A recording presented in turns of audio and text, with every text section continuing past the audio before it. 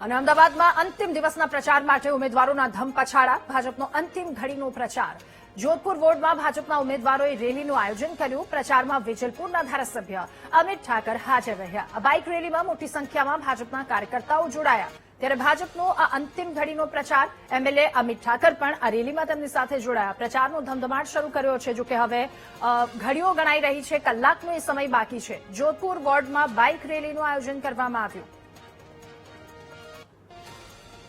ત્યારે બાઇક રેલીમાં મોટી સંખ્યામાં કાર્યકર્તાઓ ભાજપના જોડાયા. એમએલએ પણ ત્યાં તેમની સાથે ઉપસ્થિત. જોધપુર વોર્ડ કે જ્યાં ભાજપે અંતિમ ઘડીનો આ પ્રચાર કર્યો છે. ભાજપના ઉમેદવારોએ રેલીનું આયોજન કર્યું અને આ પ્રચારમાં વેજલપુરના ધારાસભ્ય અમિત ઠાકર પણ તેમની સાથે હાજર રહ્યા.